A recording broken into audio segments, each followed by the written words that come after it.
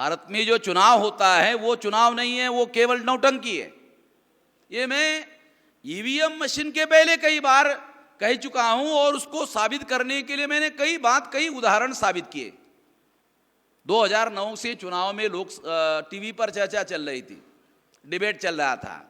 उस डिबेट में क्या चर्चा हो रही थी कि जो बिलो पॉवर्टी लाइन के लोग हैं, अगर 100 है तो 100 में 42% लोग पैसा लेकर वोट डालते हैं। अगर 100 बिलो पॉवर्टी लाइन के हैं तो उसमें से 42% लोग पैसा लेकर वोट डालते हैं। तो जो पोल्ड वोट है, एक तो टोटल वोट है, अगर मान लो बिलो पॉवर्टी लाइन के लोगों का 100 टोटल वोट है तो उसमें से 42% लोग पैसा लेकर वोट डालते हैं। और जो पोल्ड वोट है, क्योंकि 100% तो पोल होता नहीं है, इसलिए जो पोल्ड वोट है तो पोल्ड वोट का 22% जो है वो पैसा लेकर वोट डालते हैं। ऐसा डिबेट टीवी पर 2009 के चुनाव के दौरान चल रहा था। चुनाव में तो 2-3% वोट इधर का इधर अगर हो गया तो रिजल्ट इधर का इधर हो जाता है। 22% का मतलब तो यह हुआ कि मामला तो कहां के कहां हो जाता है। यह चर्चा वहां चल रही थी और मैं सोच रहा था कि ये डिबेट करने वाले जो लोग हैं वो डिबेट कर रहे हैं कि लोग पैसा लेकर वोट डालते हैं। तो मैंने सोचा अभी आगे कौन कौन पार्टी के लोग पैसा देते हैं और वोट खरीदते हैं, इसकी भी चर्चा अभी थोड़ी देर बाद में होगी। अब थोड़ी देर बाद में होगी तो मैं देखता रहा, साला कार्यक्रम बंद हो गया। पैसा लेकर वोट डालते हैं यहां तक चर्चा हुई, कौन पार्टी के लोग पैसा देते हैं, कौन पार्टी के लोग पैसा लेकर के वोट खरीदते हैं, ये चर्चा नहीं की गई। मगर जो चर्चा टीवी में नहीं हुई, मैं आपको बताना चाहता हूं कि देश में वोट खरीदने का प्रचलन कांग्रेस ने शुरू किया। देश में वोट खरीदने का जो कार्यक्रम है देश भर में, यह कार्यक्रम कांग्रेस ने शुरू किया। क्योंकि कांग्रेस दीर्घकाल तक सरकार में रही पार्टी है, इसलिए 2 नंबर का काला धन, भ्रष्टाचार से हासिल धन जो है ज्यादा से ज्यादा उनको उपलब्ध होता है। दूसरी, ये जो बीजेपी है इसके बारे में भी कहा जाता है कि ये भी ब्राह्मण बनिया पार्टी है। तो बनिया या तो व्यापारी है, या तो उद्योगपति है, या तो स्मॉल स्केल इंडस्ट्री का है, तो इसको भी 2 नंबर के धंधे करते रहना है। तो इस वजह से इनको भी सरकार का प्रोटेक्शन जरूरी है, वो उनको देते हैं। तो भारत में भारत में या तो कांग्रेस का राज है या तो बीजेपी का राज है, बस 2 ही राज है। ज्यादा से ज्यादा हम कह सकते हैं कि तीसरा जो राज है वो कम्युनिस्टों का राज है। कांग्रेस ओरिजिनल ब्राह्मणों की पार्टी, बीजेपी ओरिजिनल ब्राह्मणों की पार्टी, कम्युनिस्ट भी ब्राह्मणों की पार्टी। अभी जो राज्य लेवल पर जयललिता की पार्टी वो ब्राह्मण की पार्टी, ममता बनर्जी की पार्टी वो भी ब्राह्मण की पार्टी। अब नीतीश कुमार की जो सरकार बिहार में आई वो बीजेपी के समर्थन से, इसलिए वो आधी ब्राह्मण के समर्थक आधी बैकवर्ड की, ऐसा हम कह सकते हैं। तो इस तरह से ये बात अगर हम मान ले तो इससे ये बात प्रमाणित होती है कि ये लोग, खास तौर पर ये प्रचलन कांग्रेस ने शुरू किया और ये काम अभी 2 पार्टियां राष्ट्रीय स्तर पर बड़े पैमाने पर करती है। अब अगर वोट खरीदा जाता है, मान लो वोट खरीदा जाता है, तो जो वोट खरीदा गया अगर उसके समर्थन में वोट डालता है तो इसका मतलब जनता की वास्तविक इच्छा, जिस प्रतिनिधि को वो चुनना चाहता है उस प्रतिनिधि को वो चुन नहीं सकता, और जिसको वो चुनना नहीं चाहता है वही प्रतिनिधि बनकर चुनकर जाता है। तो ये तो फार्स है फिर डेमोक्रेसी के नाम पर। अगर वो डेमोक्रेसी के नाम पर फार्स है, धोखाधड़ी है, तो फिर जनता की इच्छा कहां है? यानी चुनाव क्यों होते हैं? चुनाव इसलिए होते हैं कि 125 करोड़ लोग संसद में या विधानसभा में जाकर बैठ नहीं सकते, इसलिए जनता को अपने प्रतिनिधियों के द्वारा लोकतंत्र का कार्यभार चलाना पड़ता है और फिर जनता को अपने प्रतिनिधि चुनने पड़ते हैं। तो क्या जनता के पास अपने वास्तविक प्रतिनिधि चुनने का अधिकार जो संविधान ने उसको दिया है, क्या व्यवहार में ऐसा है? तो सबसे पहले देखो, 52 में चुनाव हुआ। मैं 52 के चुनाव का एक उदाहरण आपको देना चाहता हूं। बाबा साहब आंबेडकर के खिलाफ में काजरोलकर को कांग्रेस ने चुनाव लड़वाया। काजरोलकर बाबा साहब आंबेडकर के साथ में आंदोलन में सहभागी थे। उनको कांग्रेस ने बाबा साहब आंबेडकर से तोड़ा और उनके ही खिलाफ चुनाव लड़वाया। और बाबा साहब, वो चौथी फेल आदमी था, वो चुनकर आ गया। बाबा साहब आंबेडकर चुनाव हार गए। चुनाव जीतने के बाद काजरोलकर बाबा साहब आंबेडकर को दादर में उनके घर में मिलने के लिए गए और उन्होंने जाते ही बाबा साहब आंबेडकर के पैर पर हाथ डाल दिया कि बाबा साहब, मैं आपको हरवाने के लिए चुनाव नहीं लड़ रहा था। वो तो जवाहरलाल नेहरू ने दिल्ली से मुझे 25,000 रुपया भेजा था। अब उस समय का 25,000 आज का 2.5 करोड़, शायद मैं कम ही बोल रहा हूं, ज्यादा होगा। उस समय का 25,000 हो सकता है कि वो 25 करोड़ हो, क्योंकि उस समय जो रुपये का वैल्यू था उसके हिसाब से कैलकुलेट अगर करोगे तो आपको पता चलेगा कि ये कितनी बड़ी राशि थी। तो बाबा साहब आंबेडकर को उसने ये जो बात बताई, ये जो बाबा साहब आंबेडकर का लाइफ एंड मिशन का एक ग्रंथ संपादित है, उसके अंदर वो एडवोकेट क्या नाम उसका, खैर मोड़े के ग्रंथ में ये लिखा हुआ है। तो इससे ये प्रमाणित होता है कि कांग्रेस ने पैसे का उपयोग चुनाव जीतने के लिए किया, जितना भारत के संविधान के द्वारा खर्चा करने की अनुमति है उससे 2 गुना, 3 गुना, 4 गुना, 5 गुना, 10 गुना ज्यादा पैसा खर्चा करने का काम, ये शुरुआत जो है गैर कानूनी संविधान के विरोध में जाकर काम करने का काम कांग्रेस ने शुरू किया। दूसरा भयंकर काम कांग्रेस ने जो संविधान के विरोध में, पीपल्स रिप्रेजेंटेटिव एक्ट के विरोध में क्या काम किया कि उस समय कांग्रेस ने एक बहुत बड़ी चालाकी की। कांग्रेस ब्राह्मण बनिया की पार्टी, ब्राह्मणों की संख्या 3.5% महाराष्ट्र में तो 2.25% है, और 2% बनिया को मिलाया जाए तो 2.25 और 2 4.25%। अब 4.25% में से तो ग्राम पंचायत का सदस्य चुनकर नहीं जा सकता, तो लोकसभा का कैंडिडेट महाराष्ट्र से कैसे चुनकर जाएगा?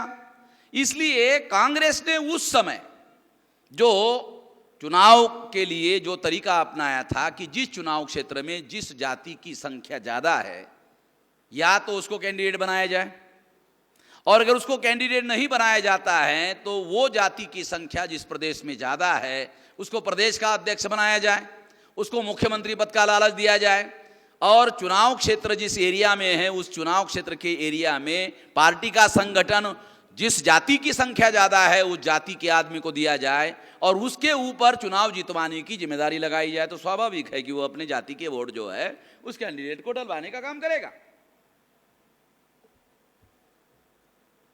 जाति के नाम का उपयोग करना पीपल्स रिप्रेजेंटेटिव एक्ट के अंतर्गत क्रिमिनल ऑफेंस है। गरीबों को इसलिए गरीब रखा गया, गरीबों को भूखमरी के कगार पर इसलिए पहुंचाया गया ताकि गरीब वोट बेचने के लिए तैयार हो जाए। फॉर एग्जाम्पल, मैं वोट खरीदना चाहता हूं, मान लो थोड़ी देर के लिए कि मैं वोट खरीदना चाहता हूं, मैं बेचने वाला ही नहीं है, चलो सौदा कैसे होगा बताओ? मैं पैसे वाला हूं, मैं वोट खरीदना चाहता हूं, मगर कोई वोट बेचने के लिए तैयार नहीं है, तो वोट कैसे खरीदा जाए? तो इसलिए सरकार ने प्लान बनाया। क्या प्लान बनाया? कि लोगों को भूखमरी के कगार पर पहुंचाया जाए। जब साले भूखे ही रहेंगे तो कम से कम चुनाव में अपना वोट बेचने के लिए तो अपने से राजी हो ही जाएंगे। तो भारत में जो भूखमरी है वो वर्ल्ड बैंक कहता है, हमको ये समझ में नहीं आ रहा है कि हमारा अर्थशास्त्र भारत में फेल क्यों है। जैसे जैसे ग्रोथ रेट बढ़ता है वैसे वैसे गरीबी कम होती है, भूखमरी कम होती है, ऐसा अमेरिकन अर्थशास्त्र कहता है, यूरोपियन अर्थशास्त्र कहता है। तो यूरोपियन और अमेरिकन अर्थशास्त्री कहते हैं कि भारत में ग्रोथ रेट भी बढ़ रहा है, भूखमरी भी बढ़ रही है, साला साइमल्टेनियसली बढ़ रहा है। तो समझ में नहीं आ रहा है ऐसा कैसे हो रहा है।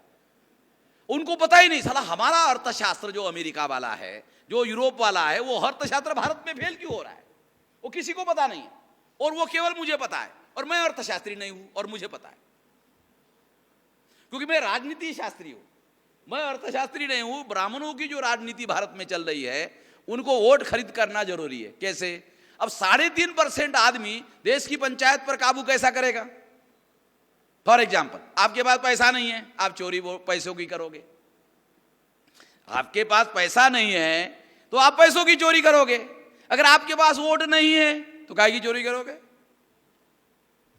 अरे जिसके पास पैसा नहीं वो पैसे की चोरी करेगा, जिसके पास वोट नहीं है वोटों की चोरी करेगा। चोरी करने के कई तरीके हैं। फिर या तो वो आपने जो वोट डाला वो बैलेट बॉक्स गायब कर देगा। इवन आप हैरान करोगे, काउंटिंग में गड़बड़ी करते। अभी काउंटिंग हो रही, 2543 वोटों से रामनारायण प्रसाद आगे चल रहे हैं। एकाएक आधे घंटे में अनाउंस हो जाता है कि रामनारायण प्रसाद 5000 वोटों से हार गए। बाहर अनाउंस कर दिया जाता है, वो दौड़ते हुए आता है, अरे अभी तो मैं 2543 से आगे था, एकाएक कैसे मैं चुनाव हार गया। तो कलेक्टर क्या बोलता है? आपको ऑब्जेक्शन है? हमको कोई एतराज नहीं, आप कोर्ट में जाओ। वो कोर्ट में जाता है, दूसरा चुनाव आता है, तब भी उस कोर्ट का कोई रिजल्ट नहीं लगता है। एक कोर्ट में बैठे हुए जो जज है वो भी साले उसी के भाई बंद है। जो सरकार में बैठे हुए हैं वो उनके ही भाई बंद उधर बैठे हुए हैं, वो बदमाशी में लगे हुए हैं, वो रिजल्ट ही नहीं देते। कॉन्स्टिट्यूशन में बाबा साहब आंबेडकर ने लिखा कि चुनाव का रिजल्ट 6 महीने के अंदर लगना चाहिए, लगता नहीं है।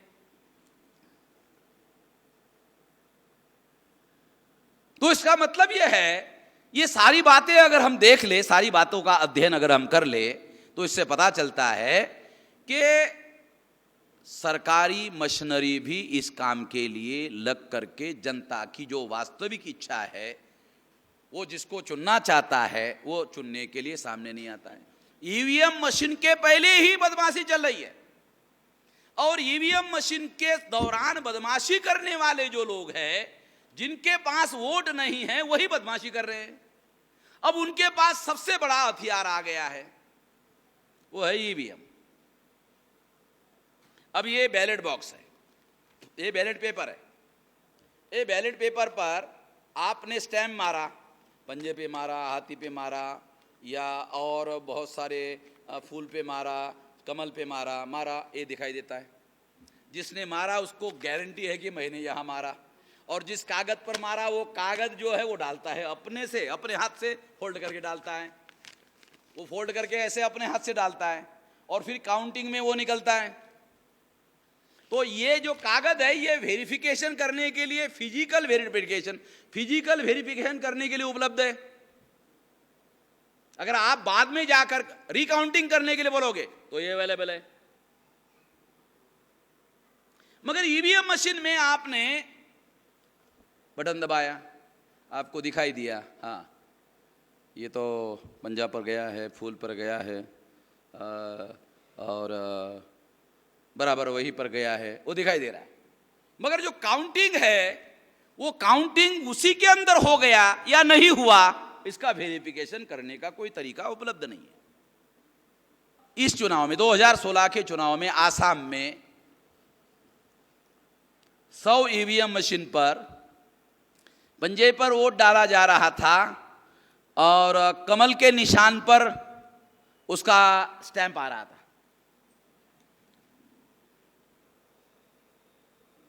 असम में तो वो 100 मशीनें हटा दी गई। बाद में चुनाव का रिजल्ट कांग्रेस के विरोध में आया। 13 में से 9 सीटें बीजेपी ने चुनाव वहां जीता। और आसाम में बीजेपी का संगठन नाम का कोई संगठन नहीं है, मगर वो चुनाव उन्होंने 13 में से 9 सीटें उन्होंने जीती। तो आसाम के कांग्रेस पार्टी के लोगों ने ये टाइम्स ऑफ इंडिया में स्टेटमेंट इशू किया कि ईवीएम मशीन के गड़बड़ी की वजह से ऐसा हुआ। तो इसका मतलब यह है कि ईवीएम मशीन में वोट डालने के बाद में एक्सपर्ट लोगों का ऐसा कहना है कि वोट डालने के दौरान गड़बड़ी हो सकती है, डालने के बाद गड़बड़ी हो सकती है, काउंटिंग के दौरान गड़बड़ी हो सकती है, सरकार के नियंत्रण में 2-3 दिन रहता है तब गड़बड़ी हो सकती है। यानी एक्सपर्ट लोगों का यह कहना है कि हर लेवल पर ईवीएम मशीन में गड़बड़ी हो सकती है। हैदराबाद का एक एक्सपर्ट ऐसा है, उसका कहना है कि ब्लूटूथ के द्वारा मैं सारे देश के ईवीएम मशीन को हैक कर सकता हूं, सारे देश के एक जगह से कर सकता हूं। अभी इस तरह का अमेरिका में ईवीएम मशीन सबसे ज्यादा टेक्नोलॉजिकल डेवलपमेंट कंट्री है, मगर अमेरिका में आज भी बैलेट पेपर चलता है। जर्मनी में ईवीएम मशीन को चलाया गया, लोगों ने विरोध किया, रद्द कर दिया। यूरोप में ईवीएम मशीन चलता नहीं है। जो देश ज्यादा एडवांस है टेक्नोलॉजी में, उन लोगों ने ईवीएम मशीन के द्वारा चुनाव करना बंद कर दिया, क्योंकि जनता का उसके ऊपर विश्वास नहीं है। जब 16 तारीख को रिजल्ट आया तो अमेरिका के अखबार में भारत के चुनाव निष्पक्ष रूप से नहीं हुए ऐसी खबर छपकर आई। बीबीसी वालों ने खबर छापी कि भारत के चुनाव निष्पक्ष नहीं हुए। भारत के संविधान में यह लिखा हुआ है कि चुनाव कमीशन को free and fair election conduct करने के लिए सर्वाधिकार बहाल किया जाता है। चुनाव कमीशन के पास फ्री एंड फेयर, देखो खास शब्द इस्तेमाल किया बाबा साहब अंबेडकर ने संविधान में, फ्री एंड फेयर, मुक्त एवं निष्पक्ष चुनाव होना चाहिए। अगर मुक्त और निष्पक्ष चुनाव नहीं होता है तो फिर तो चुनाव एक फार्स है, नौटंकी है, धोखाधड़ी है। चुनाव कमीशन तो बदमाशी कर रहा है, ये तो आ गया समझ में, आप लोगों के समझ में आएगा होगा कि चुनाव कमीशन बदमाशी कर रहा है, मगर सुप्रीम कोर्ट बदमाशी क्यों कर रहा है?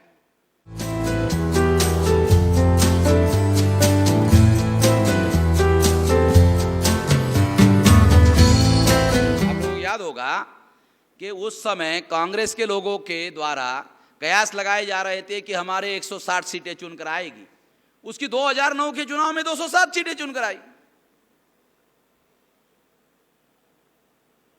और जनता के हित के लिए 2004 के बाद कांग्रेस ने केवल लिबरलाइजेशन, प्राइवेटाइजेशन, ग्लोबलाइजेशन यानी जनता के विरोध में काम किया।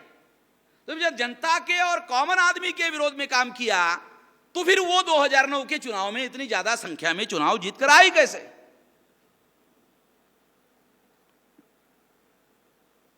और इस वजह से सुब्रमण्यम स्वामी सुप्रीम कोर्ट में गया 2009 में। सुब्रमण्यम स्वामी गया और फिर सुब्रमण्यम स्वामी के केस के आधार पर 2012 में सुप्रीम कोर्ट ने निर्णय दिया कि ईवीएम मशीन उसी स्थिति में अलाउ किया जा सकता है यदि पेपर ट्रेल किया जाए। पेपर ट्रेल का मतलब यह है कि जिस किसी ने भी मान लो पंजाब को वोट दिया तो पंजाब की स्लिप बाहर आएगी।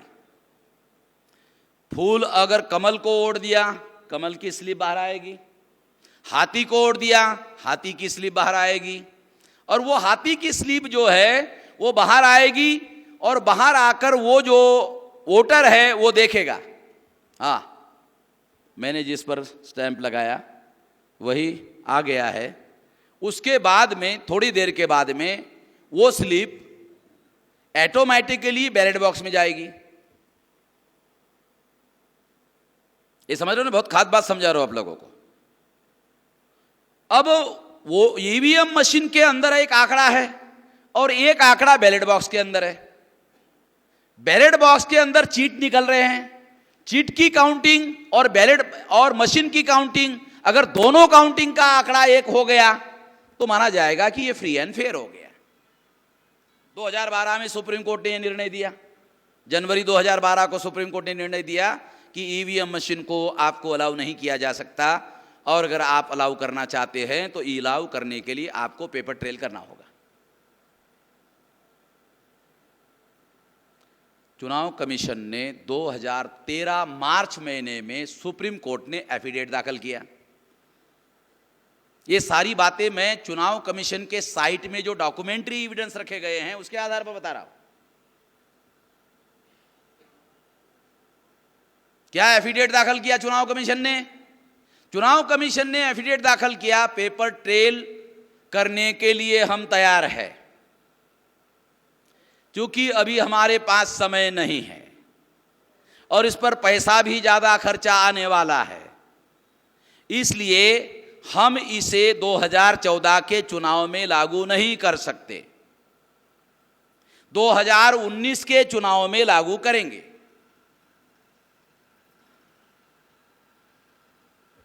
एफिडेविट का मतलब समझते हो ना? ओथ, शपथ पूर्वक चुनाव कमीशन ने डिक्लेयर किया, ओथ पर डिक्लेयर किया कि हम लोग इसके लिए एग्री है कि पेपर ट्रेल होना चाहिए, स्लिप दिया जाना चाहिए, एविडेंस दिया जाना चाहिए, वेरिफिकेशन का कोई सिद्धांत जो है होना चाहिए। हम इस बात को मानते हैं, हम इस बात के लिए राजी है। सुप्रीम कोर्ट ने 2012 में जो निर्णय दिया वो निर्णय पर अमल करने के लिए हम राजी है। अब सुप्रीम कोर्ट ने निर्णय दिया और चुनाव कमीशन ने कहा कि हमें मंजूर है, इसका मतलब है चुनाव कमीशन ने भी माना कि ईवीएम मशीन में गड़बड़ी होती है। अगर गड़बड़ी नहीं होती है तो वो एफिडेविट दाखिल करते कि ऐसा नहीं है, हम इसको प्रूव करके दिखाते हैं कि इसमें कोई गड़बड़ी नहीं हो सकती है, इसलिए हमें यह मंजूर नहीं है। चुनाव कमीशन को ऐसा कहना चाहिए था, मगर चुनाव कमीशन ने कहा हां हम पेपर ट्रेल करने के लिए तैयार है। इसका मतलब चुनाव मशीन में, ईवीएम मशीन में, electronic voting machine, EVM electronic voting machine में गड़बड़ी हो सकती है, इसलिए हम लोग पेपर ट्रेल करने के लिए तैयार है। शपथ पत्र लिख कर दिया 2013 में। जनवरी 2012 में सुप्रीम कोर्ट ने निर्णय दिया और 14 महीने के बाद इलेक्शन कमीशन ने शपथ पत्र दिया। अगर उनको इतना ही देना है कि हमें मंजूर है और हमारे पास समय नहीं है, अब 2014 में चुनाव करना है, 2012 जनवरी में फैसला दिया तो पूरा 12 खाली है, पूरा 13 खाली है, और 13 और 12 पूरा खाली है, एक 11 महीना खाली है, एक 12 महीना खाली है, और मार्च में चुनाव हो रहा तो 3 महीना वो खाली है। तो इसका मतलब है 22 महीने, 12 और 11 23 और 2 25 महीने उसके पास में है। 2 साल 1 महीना सरकार इलेक्शन कमीशन के पास में है, तो वो 2014 के चुनाव में पेपर ट्रेल लागू कर सकती थी। मगर उन्होंने क्या किया, 2012 को चुनाव कमीशन को सुप्रीम कोर्ट ने जो निर्णय दिया, उस निर्णय के बारे में 2013 मार्च को एफिडेविट दाखिल किया, 14 महीने के बाद। 14 महीने वेस्ट कर दिया। 14 महीने वेस्ट करने के बाद में कहा अब हमारे पास समय नहीं है। अगर मान लो मार्च महीने में किया और मार्च महीने 2014 में चुनाव होने वाला है, तो भी 12 महीने का समय है, और भारत कोई बैकवर्ड कंट्री नहीं है, और अगर उनको ईवीएम मशीन नए बनाने हैं तो इसका मतलब है वो बना सकते हैं, इसलिए समय नहीं है, ये भी सही नहीं है। दूसरी बात कि इसके लिए ज्यादा पैसा लगेगा, तो साले मुफ्त में लोकतंत्र मिलेगा क्या है? मुफ्त में लोकतंत्र मिलेगा? लोकतंत्र भी चाहिए और पैसा खर्चा भी नहीं होना चाहिए। 3,400 करोड़ रुपया ये चुनाव में खर्चा हुआ। भारत सरकार का एक साल का बजट कितना है? 17 लाख करोड़ का।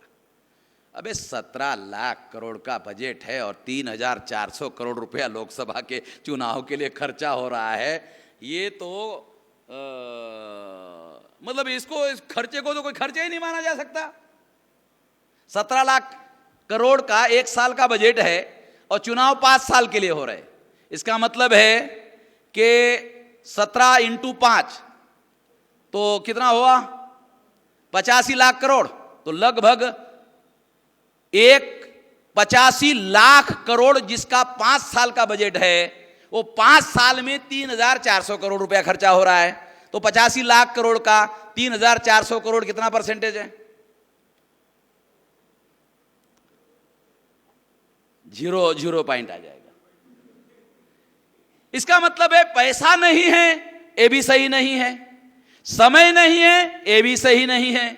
अब सवाल है, अगर ऐसा है तो सुप्रीम कोर्ट ने चुनाव कमीशन के इस अपील को, इस एफिडेविट को स्वीकार क्यों किया? चुनाव कमीशन तो बदमाशी कर रहा है, ये तो आ गया समझ में, आप लोगों के समझ में आएगा होगा कि चुनाव कमीशन बदमाशी कर रहा है। मगर सुप्रीम कोर्ट बदमाशी क्यों कर रहा है? क्या सुप्रीम कोर्ट में बैठे हुए जो जज है, क्या उनको ये पूछना नहीं चाहिए था कि आपको ये काम करने के लिए कितना समय लगता है? नए ईवीएम मशीन के ऑर्डर देने के लिए आपको कितना समय लगता है? बताओ। जज को सवाल पूछना चाहिए था। मेरे जैसे सामान्य आदमी को, जिसको जुडिशरी का ज्ञान नहीं है, वो ये कह रहा है सुप्रीम कोर्ट में जो जज जाते हैं वो हाई कोर्ट के एक्स्ट्रा ऑर्डिनरी बुद्धि रखने वाले लोग जो है सुप्रीम कोर्ट के जज बनते हैं। इसका मतलब ये है कि वो मूर्खता की वजह से ऐसा नहीं कर रहे हैं, बल्कि जानबूझकर ऐसा कर रहे हैं। उनको पूछना चाहिए था कितना समय लगता है? तुम्हारे पास 12 महीने का समय है, पहले तुमने 14 महीने के बाद में इसका एफिडेविट क्यों दाखिल किया? ये लेट क्यों दाखिल किया? पहले उसकी हजामत करना चाहिए था। फिर तुम बोल रहे हो 14 महीने के बाद में एफिडेविट दाखिल करने के बाद बोल रहे हो कि समय नहीं है। तुमने समय बर्बाद कर दिया। अभी तुमको समय का बहाना नहीं दिया जा सकता। अभी तुमको बोलो कितना समय लगता है ईवीएम मशीन के, इसके लिए एक और 8 दिन का समय दिया जाता है। 8 दिन में हमको ये दूसरा एफिडेविट दाखिल करो। मगर सुप्रीम कोर्ट ने ऐसा नहीं पूछा।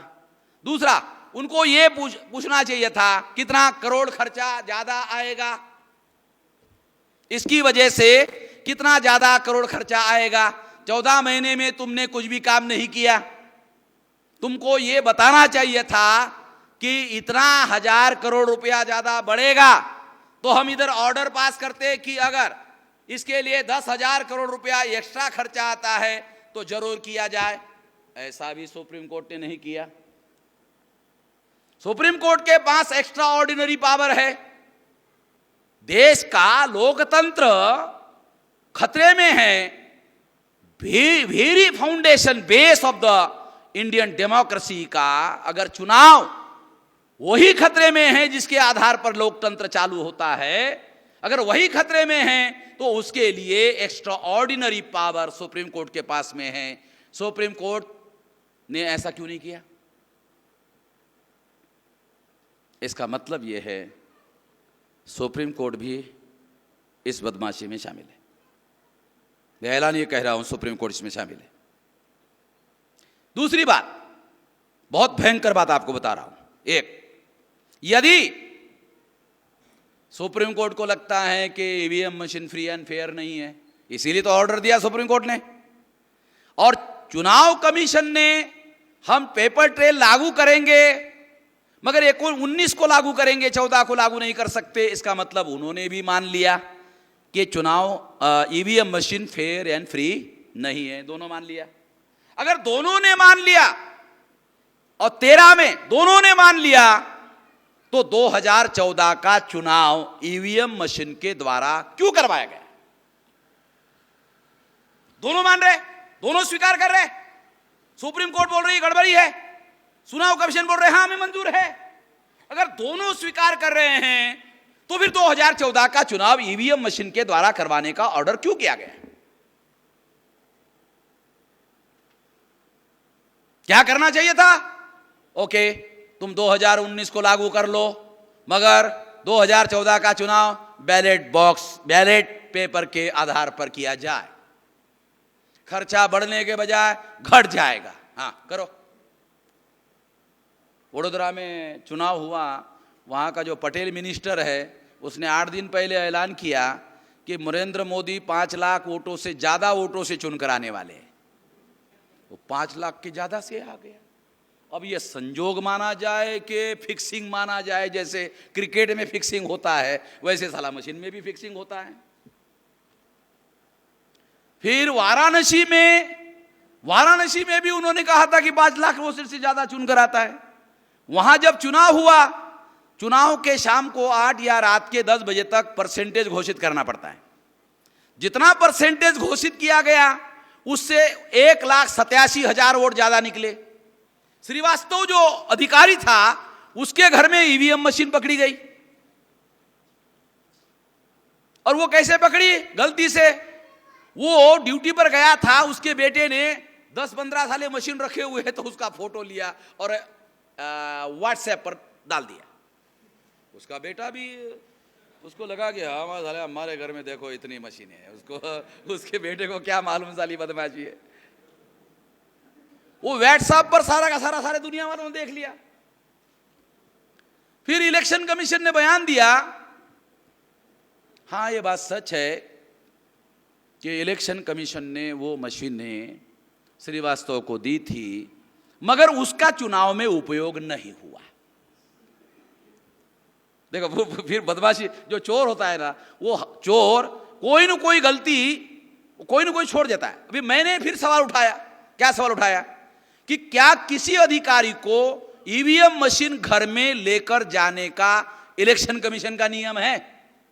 तो मैंने अध्ययन करने के बाद पता चला किसी भी अधिकारी को ईवीएम मशीन घर में लेकर जाने का अधिकार नहीं है।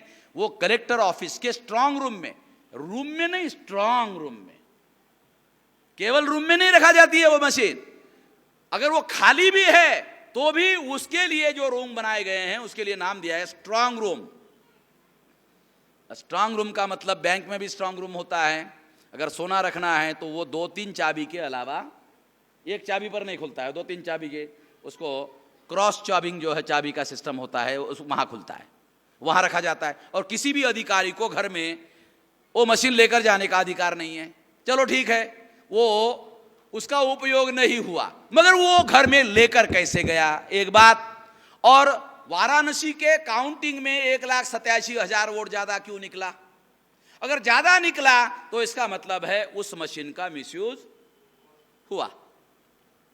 अभी महाराष्ट्र के कई विधानसभा के चुनाव में बीएमपी के लोगों के जो कैंडिडेट के जो वोटर्स है, उन लोगों ने हमारे पास लिख कर दिया कई जगह। फॉर एग्जाम्पल एक बूथ है, वो बूथ पर 8 हमारे कार्यकर्ता रहते हैं।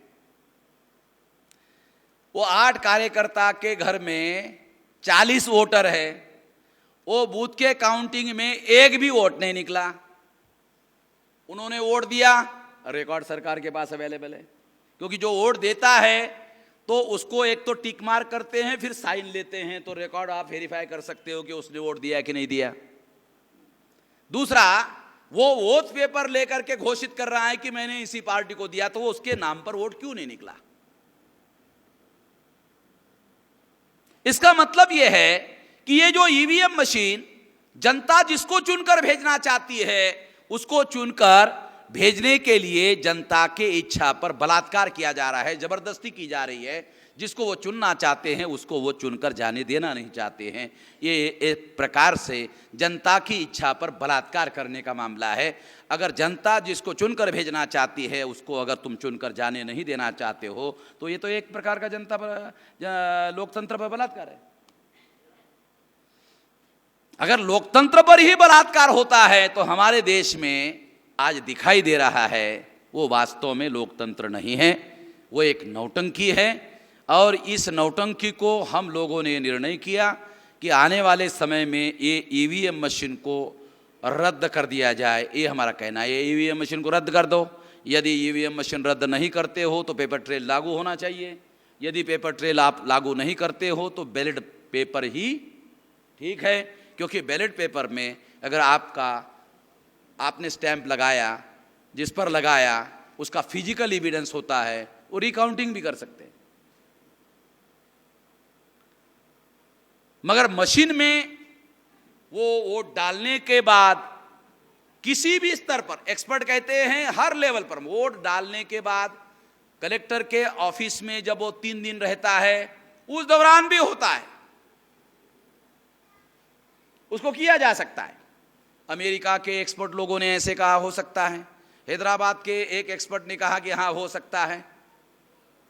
अभी हम लोगों ने इसकी 2 फिल्में तैयार की है और हम डेमोन्स्ट्रेट करके सिद्ध कर देंगे कि वो तो कर ही सकते हैं, हम भी करके दिखाते हैं। ईवीएम मशीन को टेम्परिंग करने का जो काम है ये हम भी करके दिखा सकते हैं, और किस लेवल पर, किस स्तर पर ऐसा किया जा सकता है उसको हम करके दिखाते हैं। तो लोगों को यकीन होगा, लोगों को विश्वास होगा कि हाँ ऐसा हो सकता है। तो इसलिए साथियों, ये इतना भयंकर मामला है। मेरा तो ऐसा मानना है कि 2009 के चुनाव में कांग्रेस ने बदमाशी की, इस बदमाशी की जानकारी अडवाणी को हुई, और जो नायडू है आंध्र प्रदेश का उसको हुई, और एक जीवीएल नरसिम्हा राव है उसको हुई। उसने किताब लिखा डेमोक्रेसी एट ए रिस्क, यानी डेमोक्रेसी खतरे में, ऐसा किताब लिखा, और वो अपने इंटरनेट पर अवेलेबल है और वो उसको फ्री डाउनलोड कर सकते हैं, कोई भी देख सकता है। 16 चैप्टर की किताब है और उसमें सारे एविडेंसेस के साथ उसने सारी बातें दी गई है। उसने खुद ही कहा कि मैंने जो आरटीआई में सवाल पूछे उसका सरकार ने आज तक जवाब नहीं दिया, और सरकार के पास जवाब नहीं है, क्योंकि जवाब देते ही उनका बिंग फूट जाएगा। इसलिए मैं ऐसा मानता हूं कि सुब्रमण्यम आज के तारीख में चुप है, अडवाणी आज के तारीख में चुप है, नायडू आज के तारीख में चुप है। जो लोग बोल रहे थे वो आज चुप क्यों है? इसलिए चुप है क्योंकि मेरा ऐसा मानना है कि 2009 के चुनाव में कांग्रेस ने बदमाशी की, ये बदमाशी इन लोगों को मालूम हुई, इसलिए कांग्रेस में और बीजेपी के बीच में समझौता हो गया कि 2009 में हमने किया, इसको आप चुप रहो, 2014 में तुम कर ले,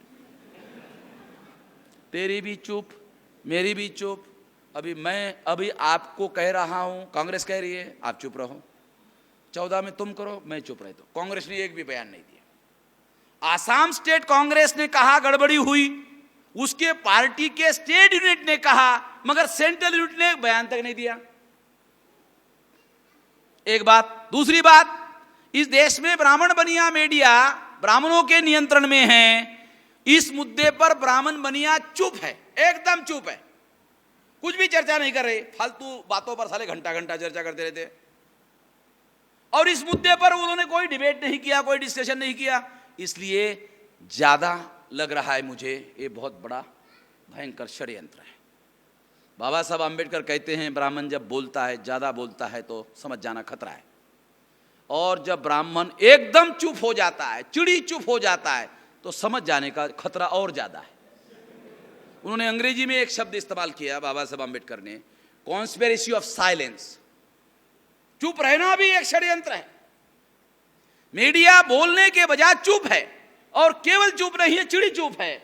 इसका मतलब यह है कि निश्चित रूप से बहुत बड़ा भयंकर प्रशासन इसमें काम कर रहा है, जुडिशरी इसमें काम कर रही है, सरकार इसमें काम कर रही है, मीडिया इसमें काम कर रहा है, सारा तंत्र इस पर काम कर रहा है, तब नहीं जा करके यह करना संभव होता है। इतना आसान थोड़ी है।